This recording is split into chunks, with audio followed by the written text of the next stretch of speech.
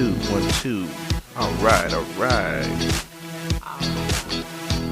And 5, 4, 3, 2.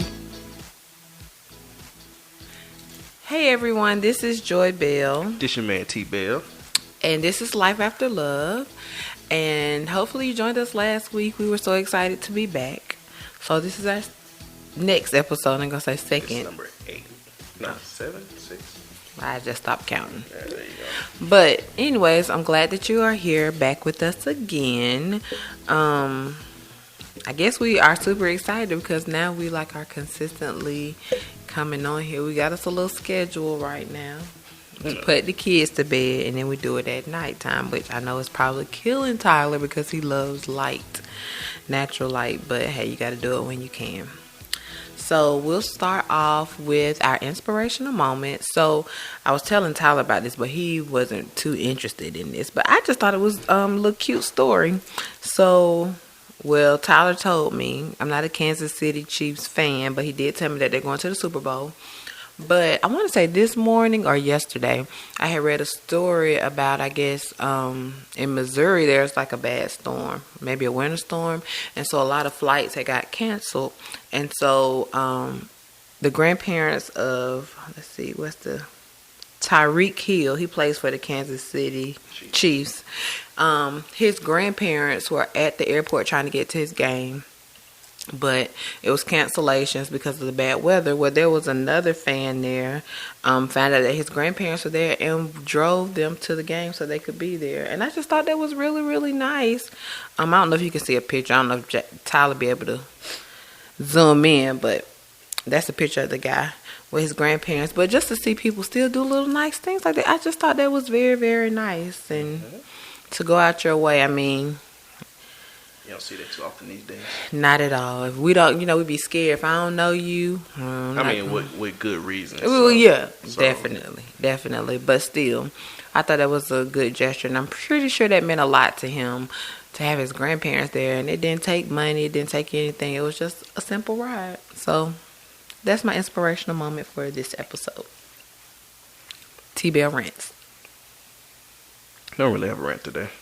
Really? Mm-hmm. I'm surprised. Yeah. Well, that's good because I want to talk about something before we got into our subject, which Tyler doesn't know what the subject is. He's just kind of going off the script.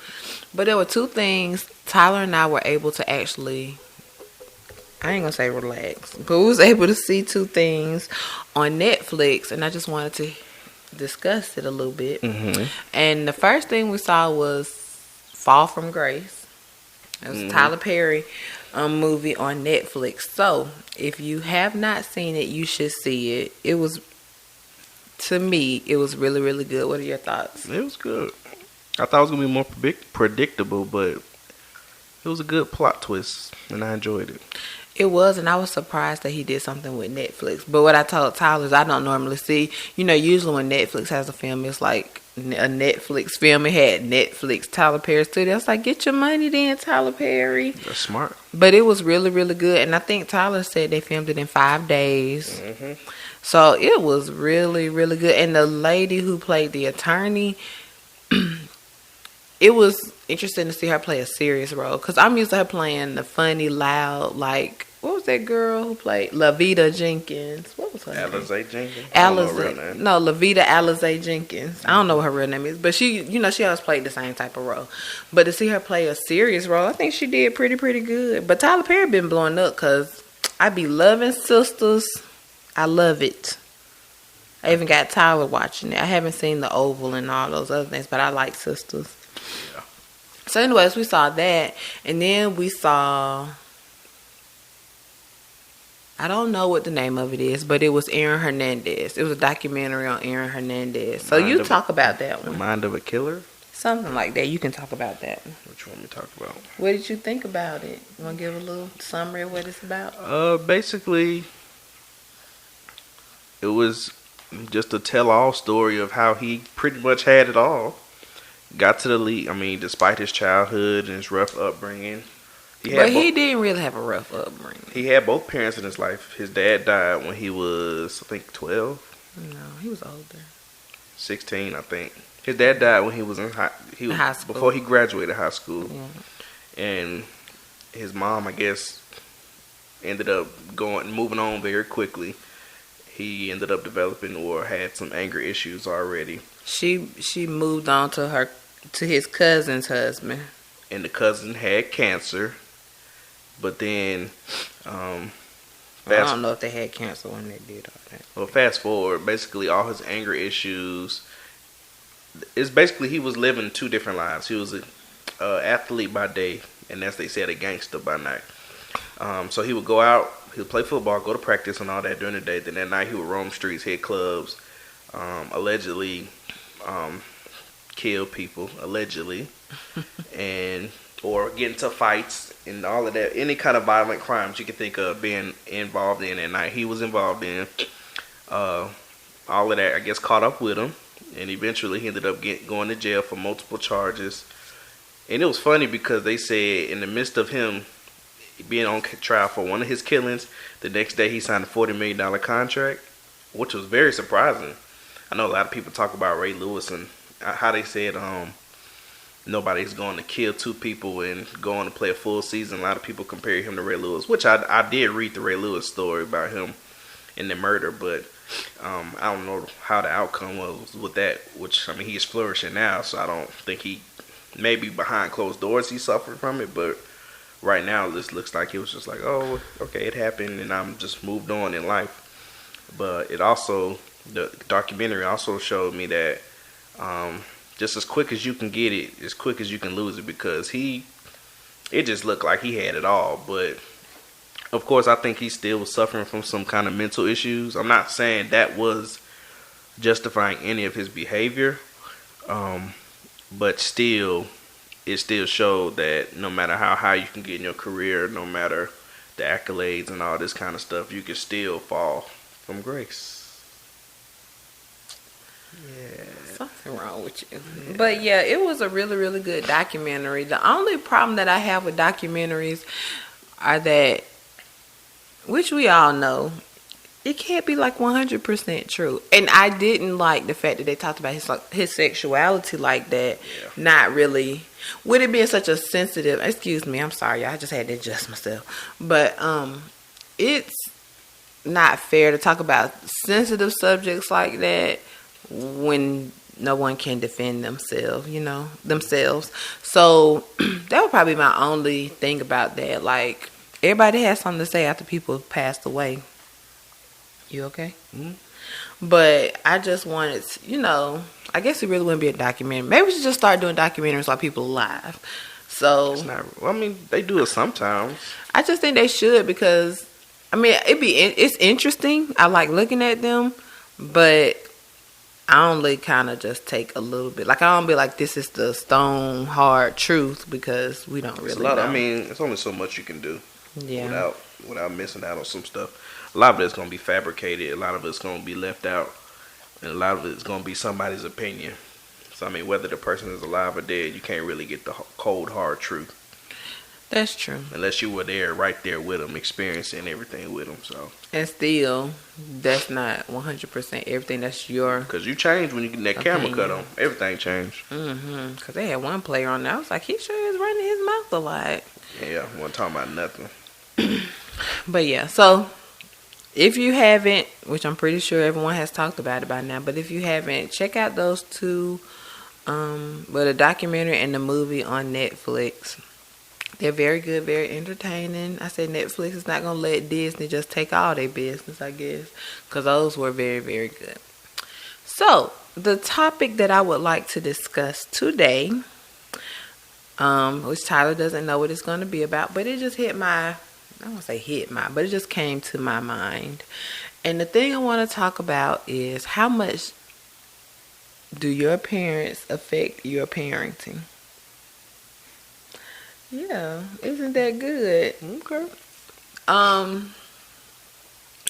So, when you grow, let me say for myself, when I was growing up, let me get it together here. When I was growing up, I would always say, I can't wait till I have my own kid because I'm going to make sure I don't do everything you do, I'm going to do the opposite of. But it's so interesting to see, like, a lot of things that I do, my mom did. Like, she would say, "Oh, you used to always complain about me putting big bows on your head, and now you put Kennedy in all these bows and stuff like that." So it's just interesting how much influence that your parents have on the way you parent. But, also it might be some things that you don't do because that your parents did. And I know one thing for me that I know I want to do with my mom made sure that when I was in high school, she took me to school. She didn't take me to school, but she made sure she picked me up. And that was I rode the school bus to school because I was doing this M to M program, which they do not have in DeKalb County. So I think I'm telling my age now, but do you even? Yeah, no. So M to M used to go on, so it wasn't anywhere near my house. M to M, minority to majority. Oh, okay. So, anyway, so my school wasn't anywhere near my home, but my mom made sure that she picked me up every day after school. And that's one thing that I want to do for my kids. Like, I want to make sure they get to school. I want to take them and pick them up from school because I don't want I've seen too many things with buses leaving kids get on the wrong bus. I just don't have time for my nerves already bad. And I don't want nothing to happen to my child because I'm going to jail.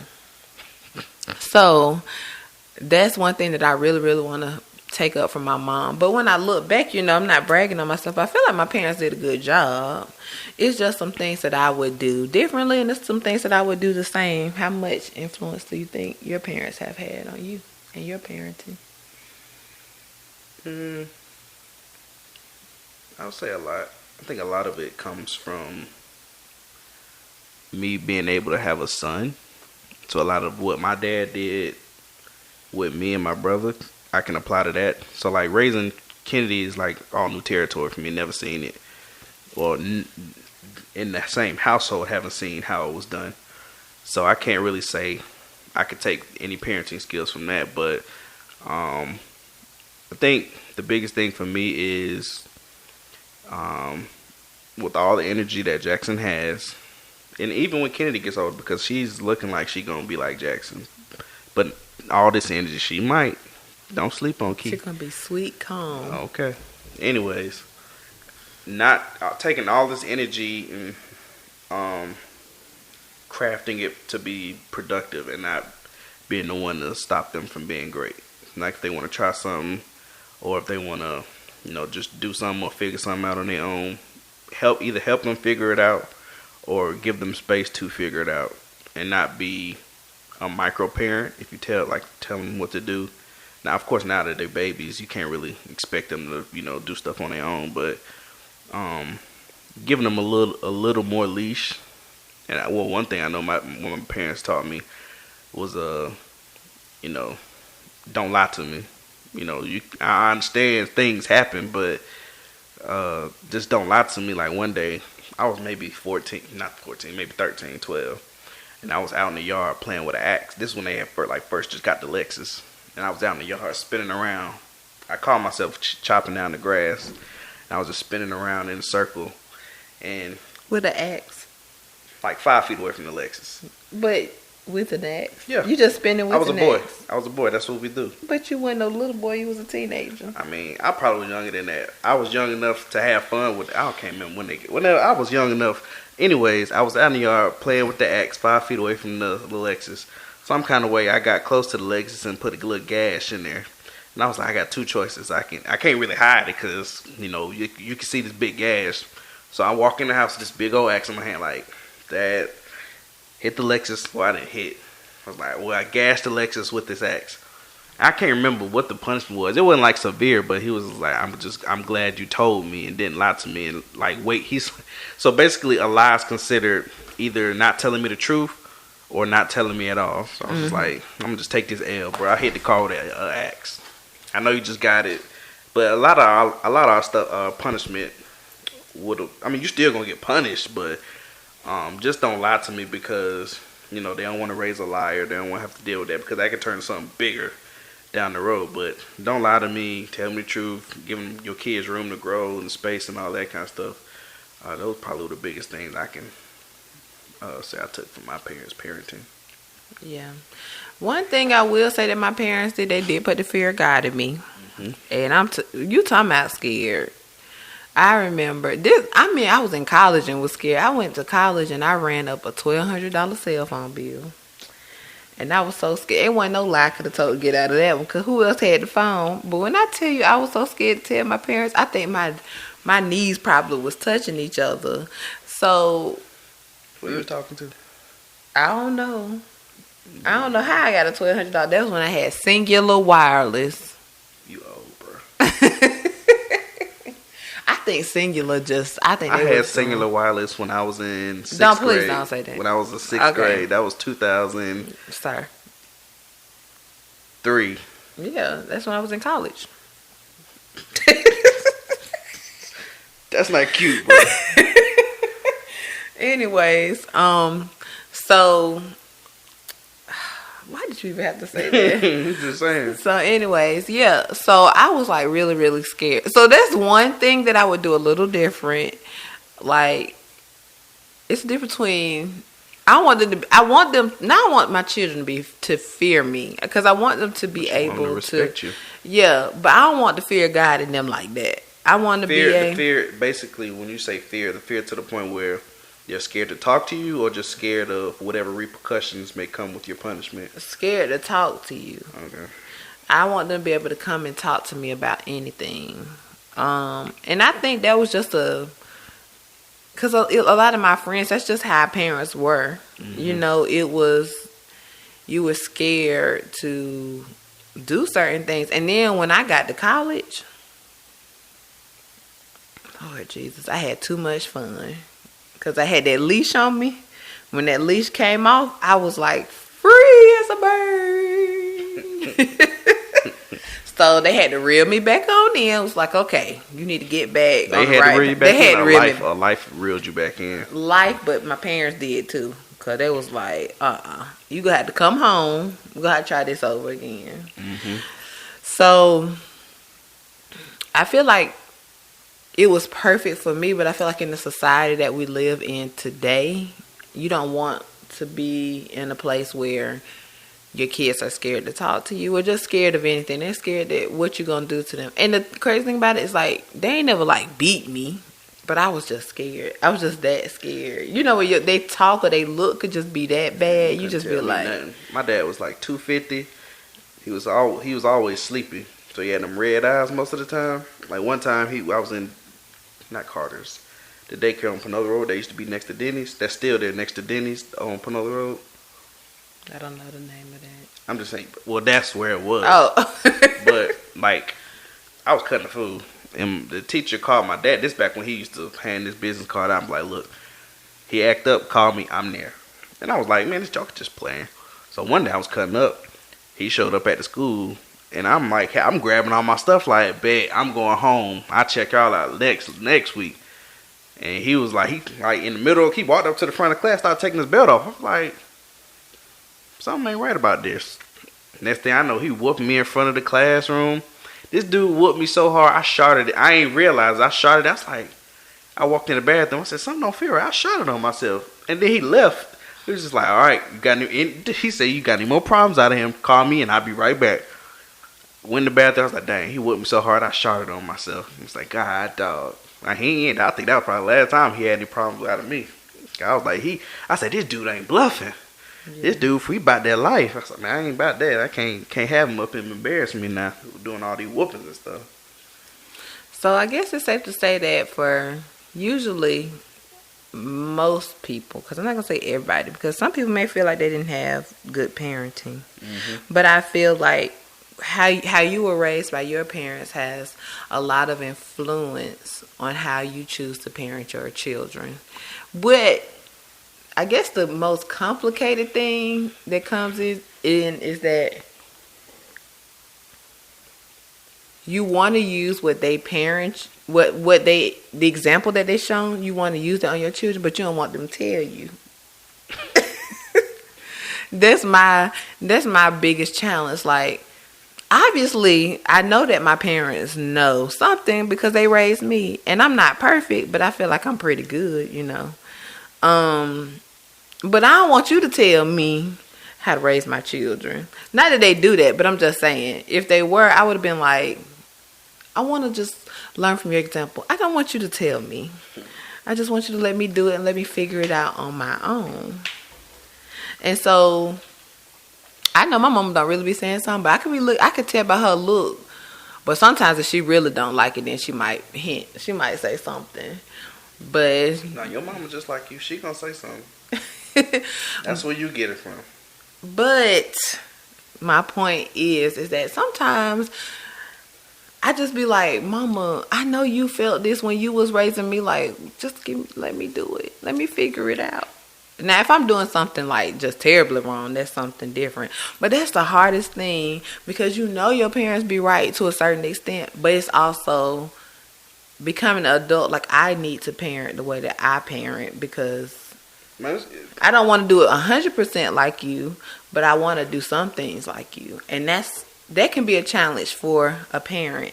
And then not even just your parent, just other people trying to enforce their parenting on you, and it'd be a lot. You just be like overwhelmed because it's like I know that you know what you're talking about, but you don't know what I'm trying to do, so you don't know if what you want to do is an alignment with what I'm trying to do with my own child.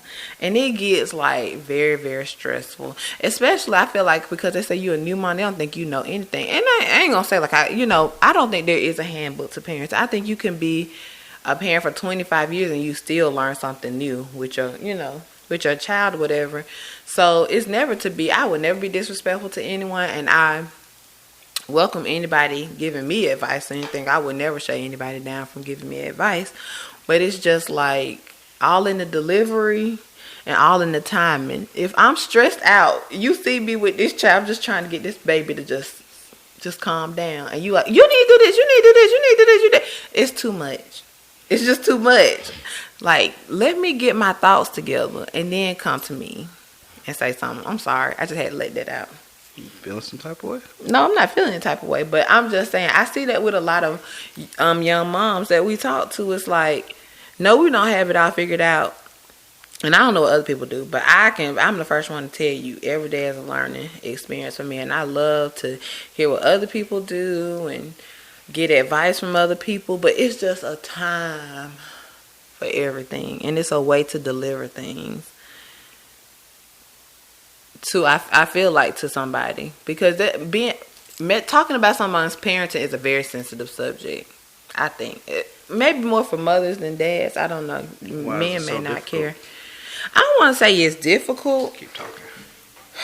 But I would say that sometimes. And this might just be for me. Nobody else may feel this way. But it's just because you telling me what worked for you don't mean it'll always work for me. And it's very hard, y'all. I'm trying to talk to Tyler. He's over on the other side. But just because it worked for you doesn't mean that it's going to work for me. And then just like kind of ask me, well, do you need help with this? And then offer your opinion. Don't just like try to just take over.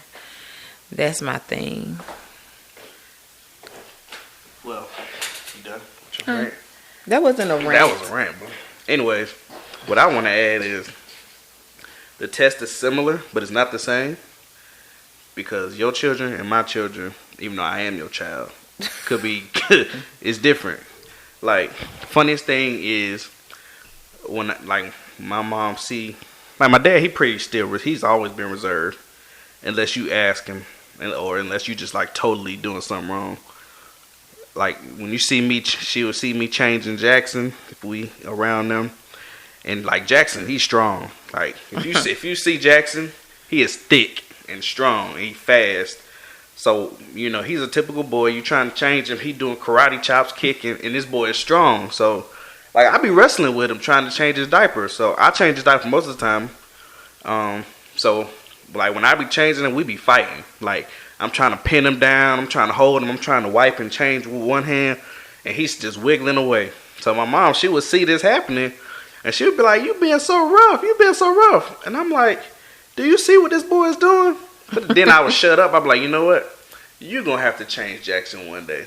So one day she would change them. TJ pushing the glass up. TJ. She breathing all hard. And I'm just looking like, don't be so rough with him. Don't do nothing like that. Don't be so rough with him. And I just be looking. But then she be like, "Ooh, I'm saying you bet your daddy." I was like, "Yeah." Now you be seeing while I be having to fight with that boy because he's strong. But I'm just like, with me, I don't know how I was as a child. They say I was wild. I could have been, but I probably was. I probably was very energetic. But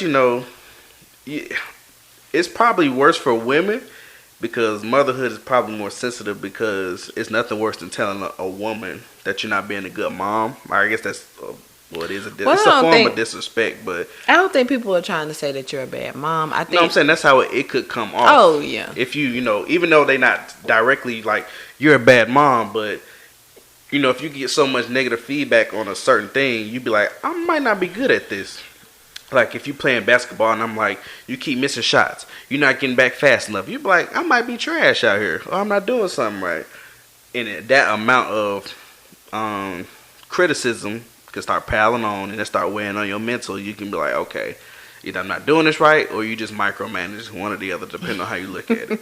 But I just laugh now because people, not even my parents, but like people would see us in public at church and they'd be like today was at church, somebody wanted to hold Jackson. They was like, why you I was holding him down because Jackson is strong and wild. I was holding him down.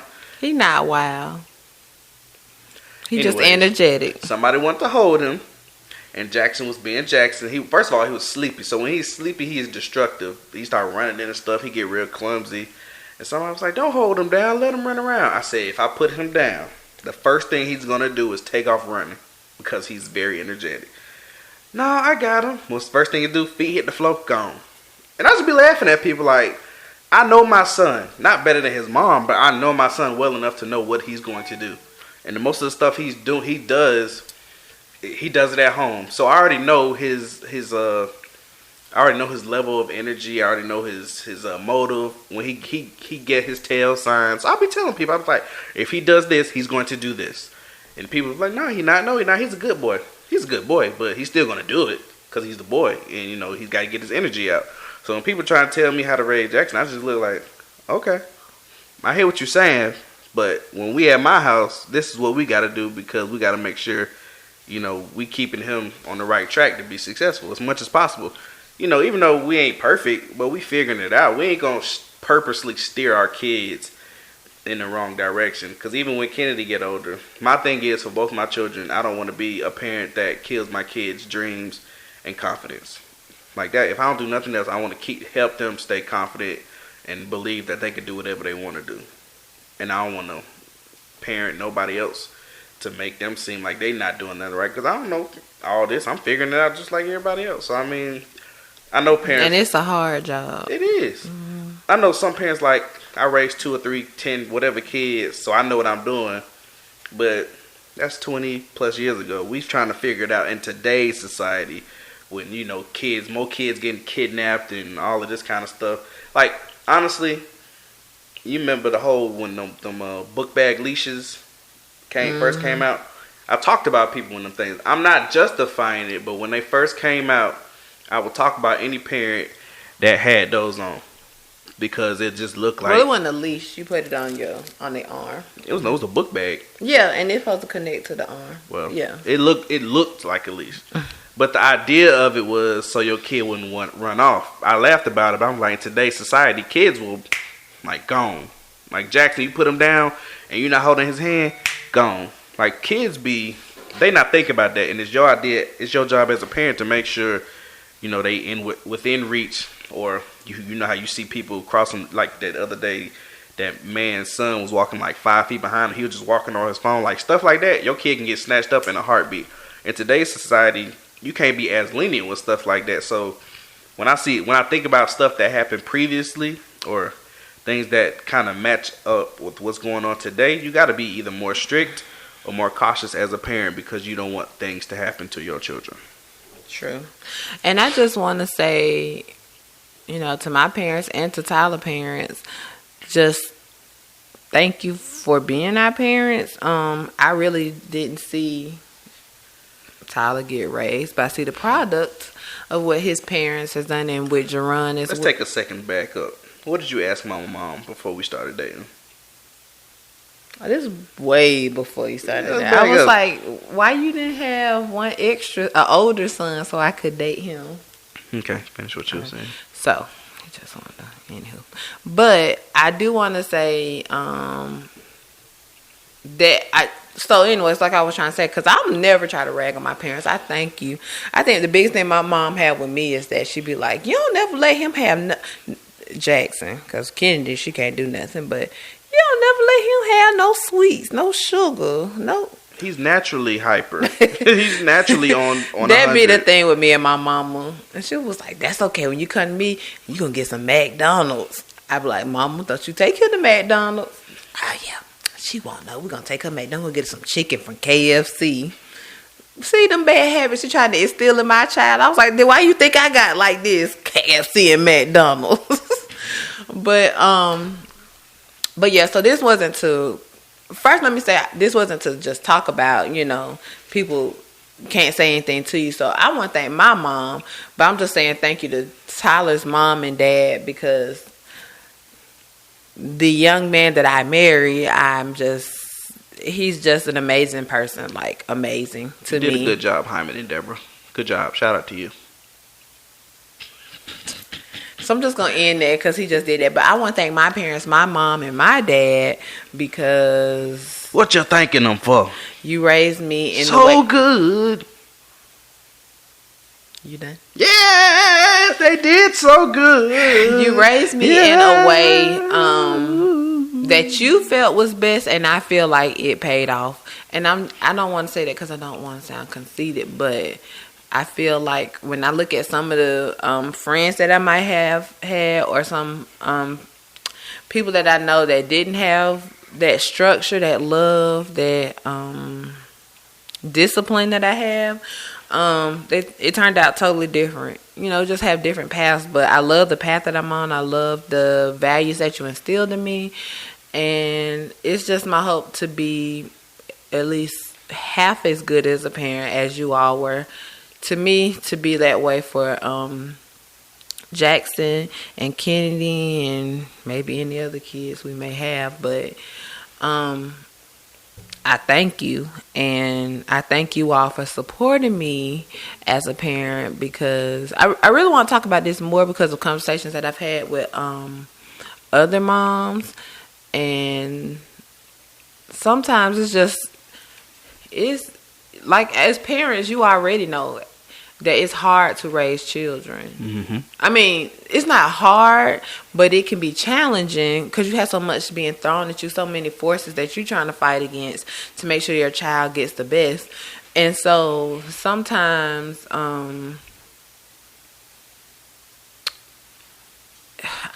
people can be a little bit abrasive sometimes in their opinions on how you should parent.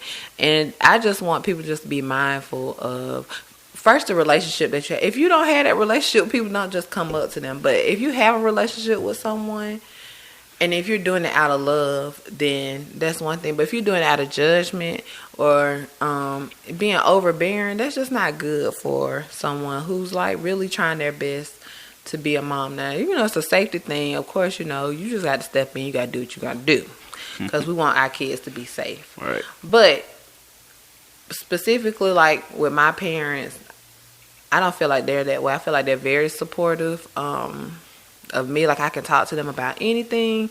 And if anything I've learned from being a parent is that I appreciate them even more. I appreciate the sacrifice that they've made so that I can have a better life. And now I see what I thought was like overbearing was more concern and more love. And I see that now with my kids. So I just thank my parents for being the influence that they are. I thank the women who try to support me and encourage me, and the people that I reach out to and ask for tips, even those that are learning with me who've been supportive to give me ideas and stuff like that. And I appreciate it. It's not an easy job. So I just wanted to talk about the influence that parents have on parenting. And yeah. I mean, last thing I'll say, I guess, is I feel like my parents did a good job because they were the typical Christian caring parents where we celebrate you when you do good, we punish you when you do bad. and we give you enough leash to figure things out. So when we were younger, we took trips, we spent time together. Um, Tennis was like a bonding thing for us. Went on a lot of vacations together. When we got older, or more specifically when we started driving, it was still some restrictions like, be in the house at this time. Don't be out there. If you out there past this time, be cautious. Look at your surroundings. But the fun thing was my brother would be out. We were a year and a half apart, but he was already like 2 grades ahead of me. So if he was out, and I would want to do what he was doing, even though it wasn't nothing else out there. Like the curfew I had a curfew he didn't because he was older in college and I was still in high school. So it was kind of funny because I was trying to keep up with him. So then one day they actually let me stay out, and it was like 1 o'clock. Me and Aaron was out. I was like, what else did there to do? We was just like, I was like, man, I got the car. We just out riding. I was like, nothing to do, man. I guess we're gonna go home. So I saw then it was like it's nothing really out there after 1 or 2 o'clock except probably trouble. But we get punished. We have to do typical punishment chores or whatever the case may be. Even to this day, they still supportive of me and my brother and all our activities and our choices and our families. So that's one thing I can't say. Our parents they don't not be supportive. They be right there in the midst of. Shoot, even now, I know when I was in all my events, like when I was dancing, tennis, basketball, they was there at all the events. Even now that I'm married with a family, they still be there. I'd be surprised. Like, y'all still be supporting your boy? Shout out to y'all as grandparents. But I know my parents would chew me out, but I'll never say that they wasn't supportive of me growing up. My mom was a little more cautious because she didn't want me to hurt myself or tear nothing up. My dad was just like, worst you could do is, you break it. If you break it, you just got to pay for it. But I mean, that was more so when I was working on the Central. My dad was like, figure it out. My mom was like, call Earl. But that's a mom being a mom. But anyways, my parents were typical good Christian parents. Not perfect, but I wouldn't have had it any other way. But the good thing is, most of the people I hang out with, the brotherhood, I think all of them, everybody's parents are still married, honestly. Yeah, all their parents are still married. So it's good to have that same sense of community so people can kind of, like you said, parents or people in our circle that we talk to that are young parents now, we can kind of vibe with each other and talk to each other about everything that we're dealing with because we right there together. Everybody has, if the parents are still married, we can talk to them about the same situation or whatever the case may be. But it's just good to have people that still support you, still pour into you whenever you need it. Being there for you basically whenever, things get rocky or whatever the case may be. So, yeah, shout out to my parents too. Yeah. So, I hope you enjoyed this podcast. I was trying not to keep it too long, but I don't know how long we went. Yeah, it's about at 40 minutes. Yeah. Or 39. Okay. But I was just wondering, in the comments, let us know what are some of the things that your parents instilled in you that you want to instill in your kids, or what's some bad experiences that you've had I wouldn't say bad, but like how Tyler was talking about he was at school and his dad came up there and popped him in front of the classroom and he done sharted on himself. So what are some of those experiences that you've had with your parent? That was a learning curve. I was like, this dude is tripping. I was like, and then he came, I was like, this dude is not bluffing. Yeah, so just what are some of the things that you've learned from your parents that you want to instill in your children? And yeah, so just share that with us. And if you had an experience of somebody trying to give you advice that wasn't so nice, you can share that as well. So I'm hoping that this conversation was helpful and beneficial to someone, especially to a new mom, to just be encouraged. No one gets it right. We've all made a mistake somewhere in parenthood. You'll never be 100% the best mother or father. Mm-hmm. But it's okay, because the love that you have for your children and the effort that you put forth, as long as you're trying to do your best and want what's best for your children and protecting them and instilling them the right things and values and all that good stuff, I think that you should be okay. Just don't hurt the babies. Just love them. That's all they want, love and structure. So. I got 2 questions for you before we close. Yeah. What's one thing that made you smile or laugh today? You telling that story about your mama changing checks. Made you laugh? Yes. That joint was pretty funny. You was like, push her glasses up. Yeah, because I know. She tries to do like this. So I know the glasses struggle. I wear glasses sometimes, so I'll be like. That was hilarious. What's one thing that happened that you wish you could have did better? Today? Mm-hmm.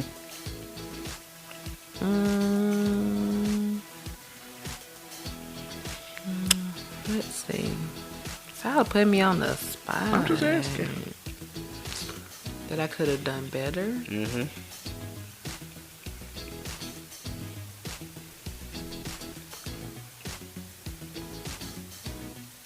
I don't know. Okay, we can stop there then. What about you? I feel like I could be more patient with you. I guess that's not saying what happened, but What made you smile and laugh? looking at my kids, seeing them happy, especially Kennedy, how she just so happy and so joyful at a young age, and just seeing hearing Jackson's laugh is so, it will tickle your spirit. But hearing him laugh and seeing Kennedy smile, those were 2 things that and see how good of a mother you are to them, and how good of a mother you want to be to them, because you want to be a good mom. Oh, thank you, boo. I appreciate you. You know it, Shawty. One thing I wish I could do a little bit different today is be a little bit more time sensitive. Because, y'all, Tyler, he was trying. Let me tell you. So, today, I had told Tyler I probably wasn't going to make it to church because I felt horrible yesterday. Like, I had this neck. My body hurt from here, like this side to the middle, all the way, my whole head, like not this, like my whole head was hurting, my neck, and I know it's stress. But I remember, Mama, I wasn't going to church on Sunday. Now I don't know how something that happened, how I didn't feel Saturday was going to determine that I wasn't going to church Sunday. But I woke up, and then Tyler was like, "Oh, well, me and Jackson gonna go to church," and I was like, "Oh, I'm gonna go to church too." So I ain't gonna say I made us late. But I wasn't trying to.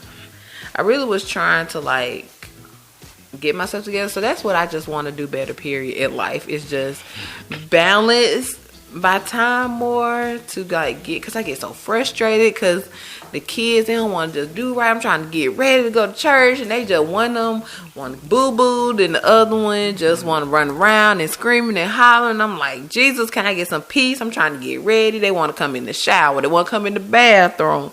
They want you to come hold them. I mean, like, oh, Jesus Christ.